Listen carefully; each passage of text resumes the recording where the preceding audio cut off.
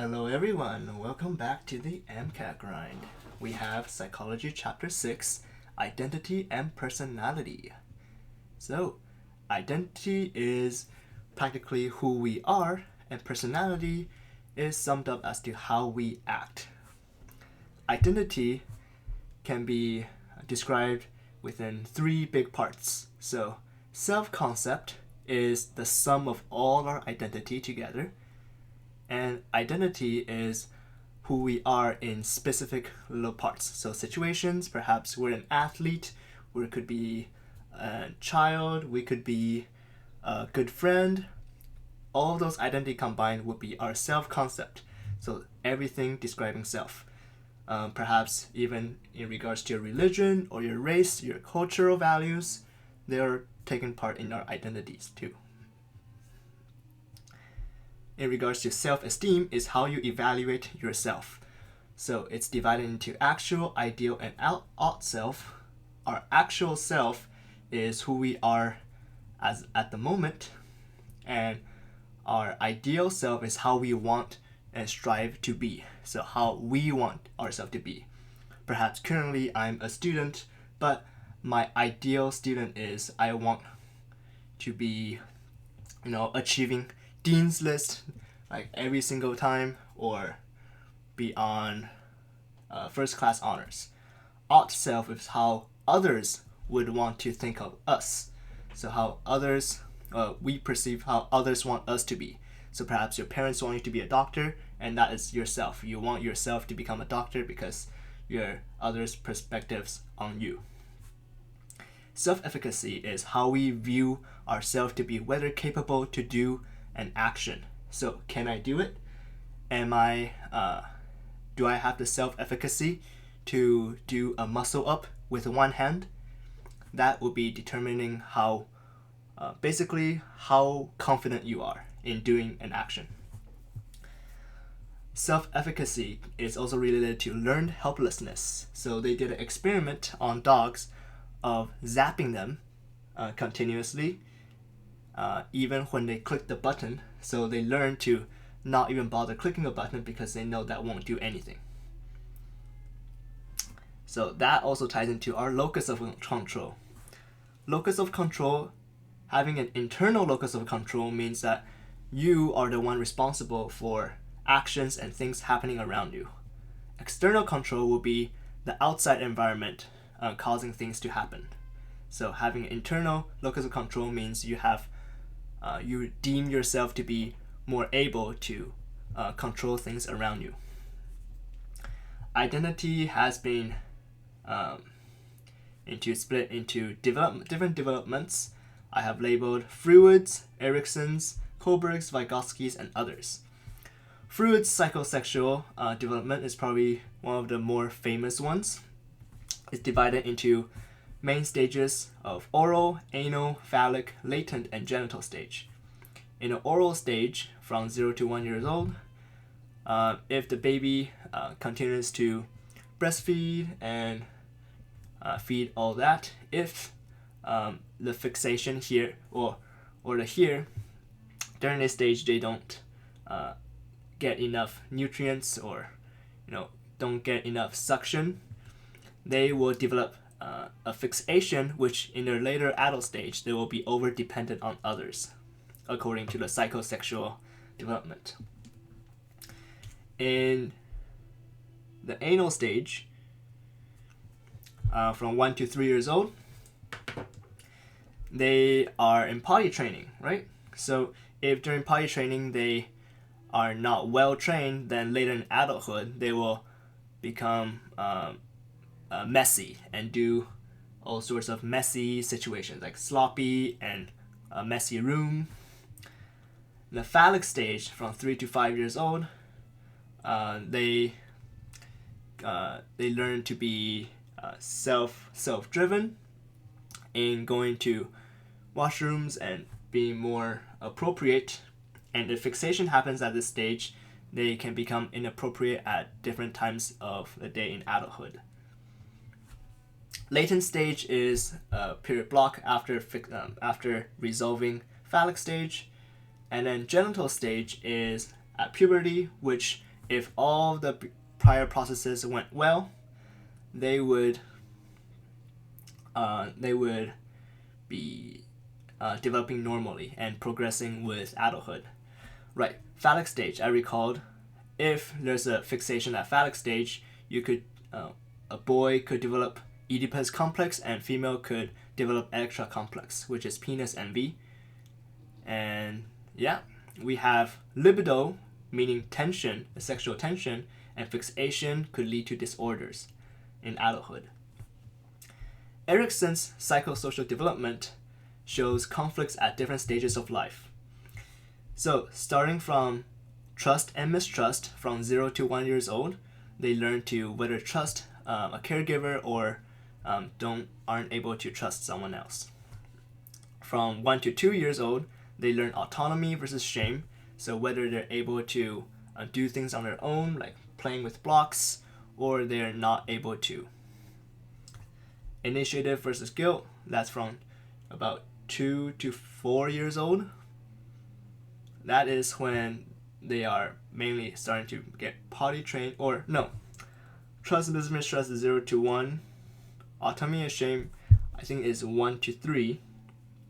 Initiative guilt is 3 to 6. Right, that's about when they're potty trained.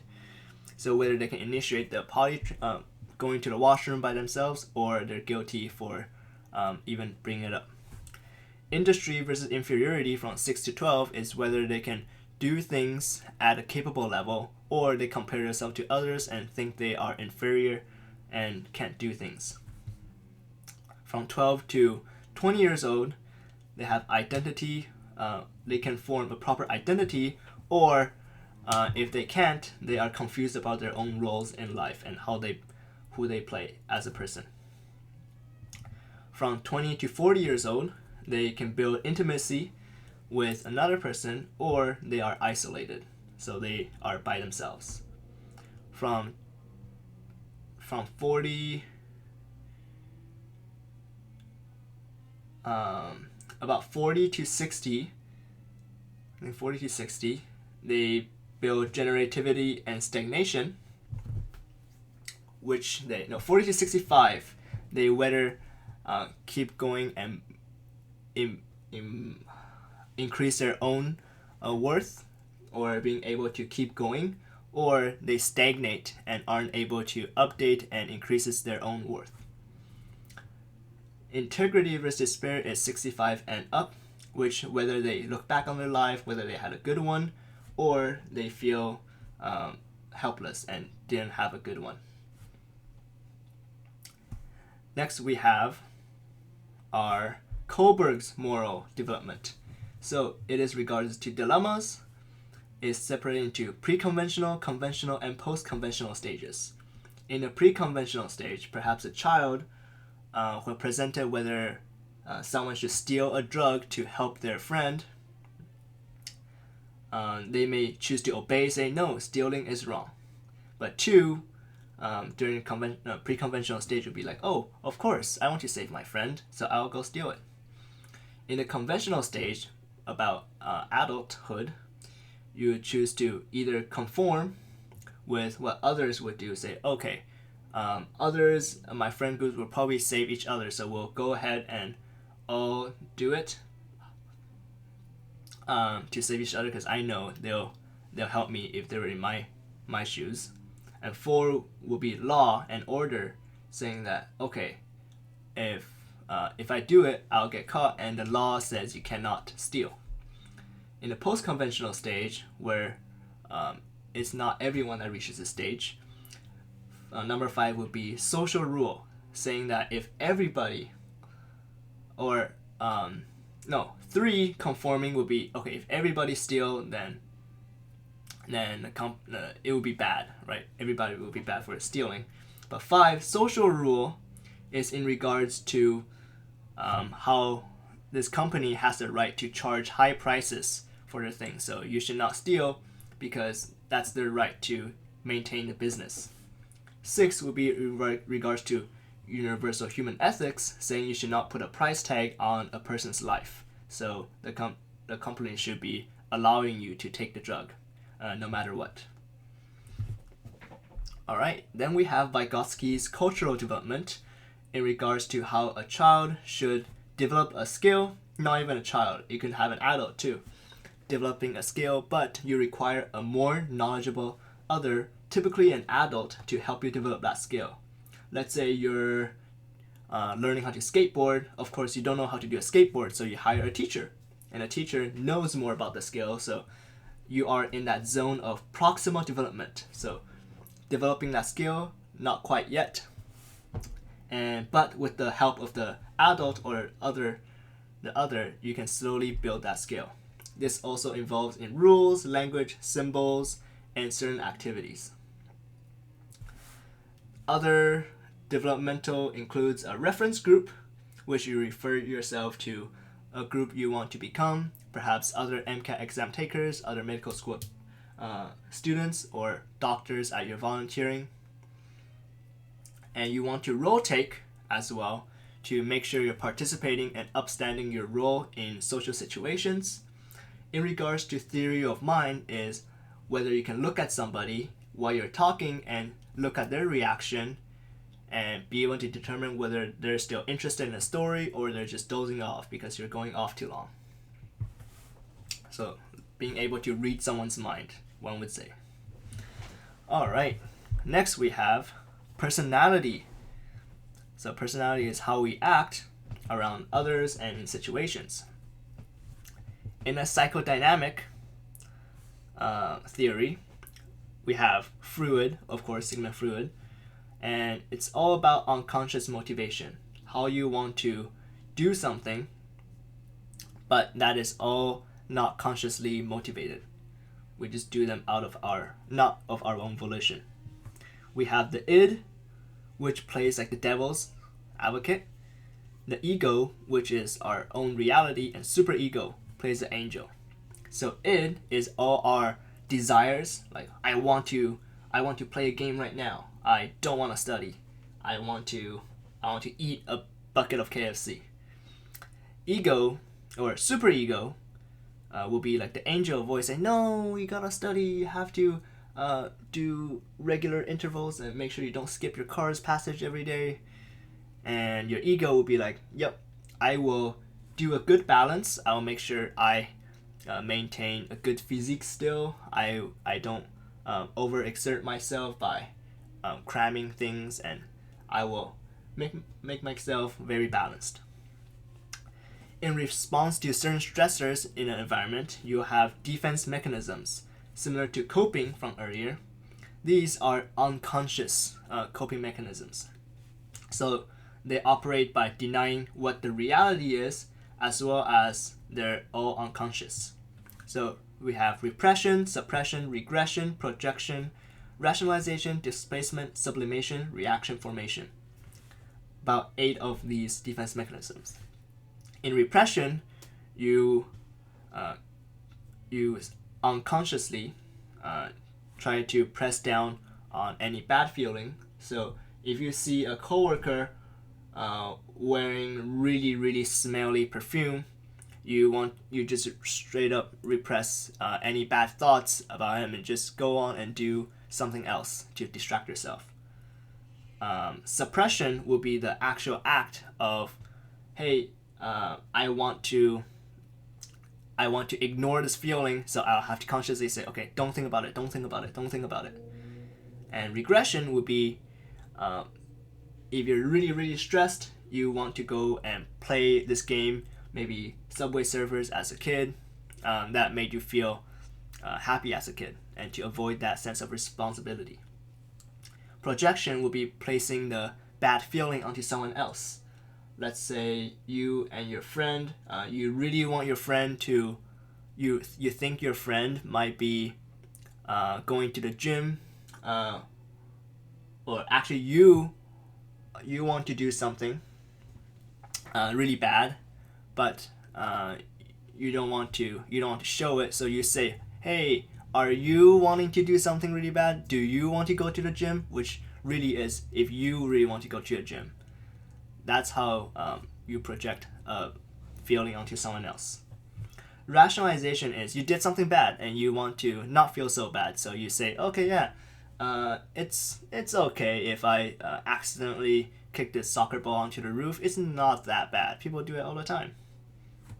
Displacement will be replacing that bad feeling with a better feeling. So if I think, oh no, I'm not able to write a really good article. Well, what if I make a really good YouTube video instead? Right? I'm bad at taking notes, so if I make a video instead, I can use my verbal method to learn better. Sublimation is pressing down unconscious thoughts into better thoughts.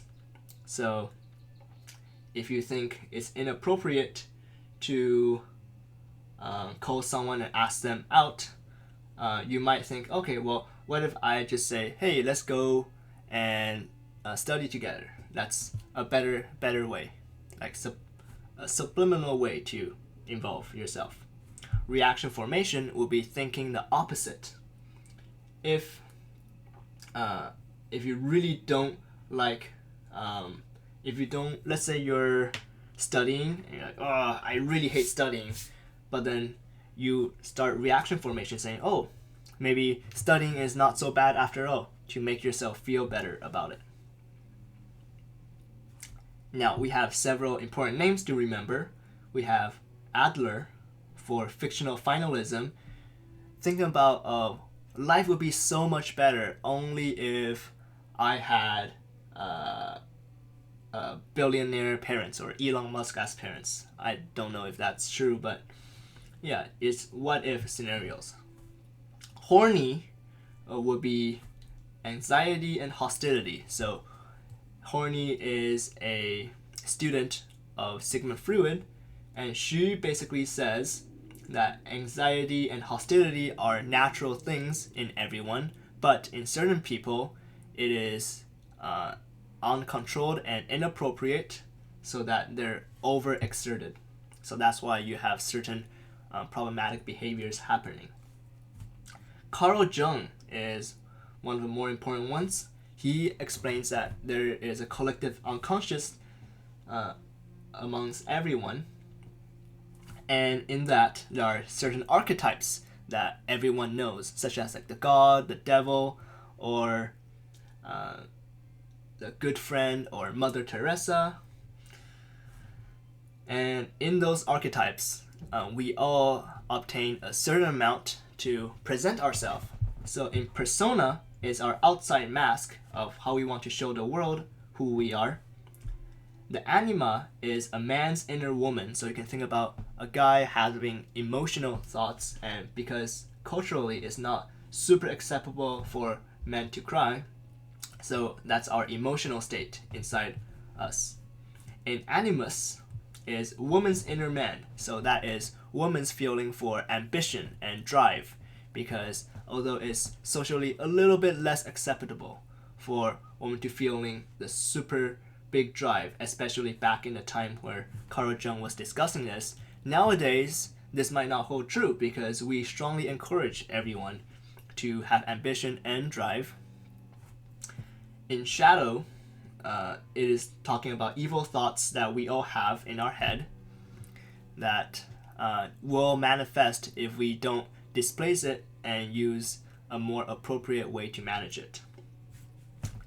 We also have the Myers-Briggs inventory, which explains extraversion versus introversion, sensing versus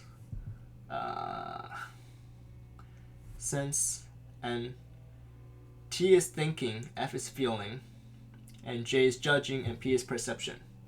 I forgot what N is, but basically it's an inventory of personality test. And you have all different ways to organize it. Right, and then we have the humanistic approach. Humanistic approach hates psychodynamic approach and saying that, okay, instead of categorizing these individual behaviors, how about we treat the person as if they're an entire human being? So Lewin talked about the current goals of the individual, saying, okay, well, how can you go ahead and achieve your goal? What's going to help you towards that goal, and what's going to block you? And Maslow, we've heard him before, he talks about the hierarchy of importance, and on the very peak is self-actualization. For people, he explains that for people who have reached the higher ends of the pyramid, they will tend to have more peak experience, or they know how to get there more frequently. So they are more motivated and know how to perform certain tasks to better achieve that goal.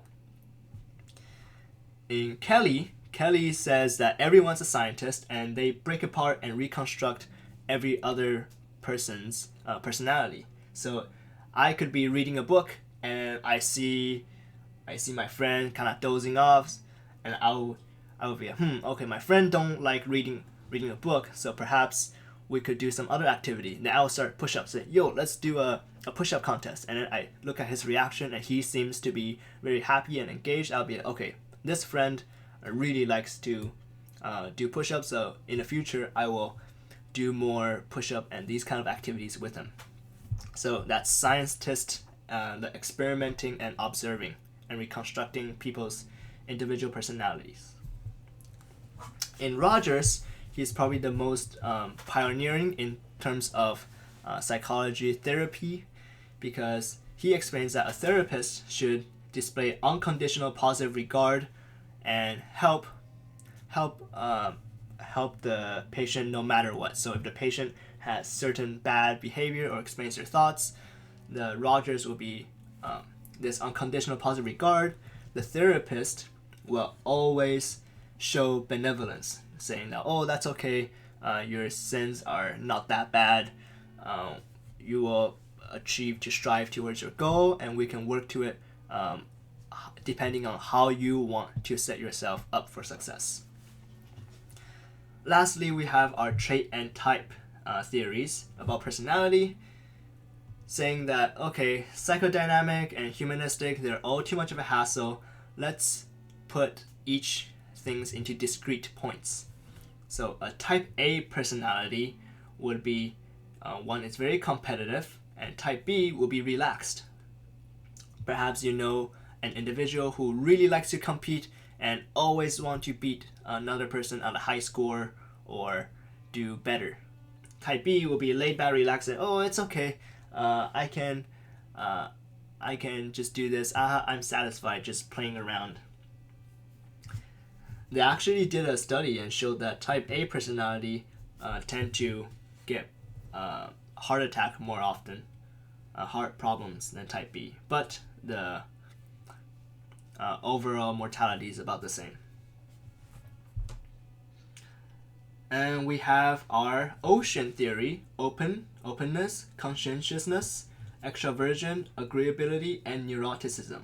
Openness is how well you're able to open up your own emotions to others. Conscientiousness is how well you're able to see the right from wrong and be observant about how well you should do. Extraversion is how well you do good in groups. So whether you like to spend more time with other people in social behaviors or with yourself. Agreeability is how well you go along with other suggestions. So perhaps someone say, oh, let's go for skydiving right now. And you'll be, oh, for sure, let's go. And neuroticism is how well you respond to stressful situations. Perhaps suddenly earthquake happens. If you're able to deal with it in a calm manner, you have low neuroticism. If you suddenly go, oh my god, it's an earthquake, we're all gonna explode, then you'll be rating very high on the neuroticism scale. Lastly, we have behavior and biologist parts, which describes how behavior personality is a response to behavior, and biologist basically describes how genes and everything is already made up in our body. Think of it as a behavior also extends into social cultural perspectives. So you can expand this into biology conflict, which is nature versus nurture argument. Whether your personality is built up from what your genetic makeup is, or how you're raised up by your environment. So that was a big ton of information, but that's identity and personality. Good luck with the grind.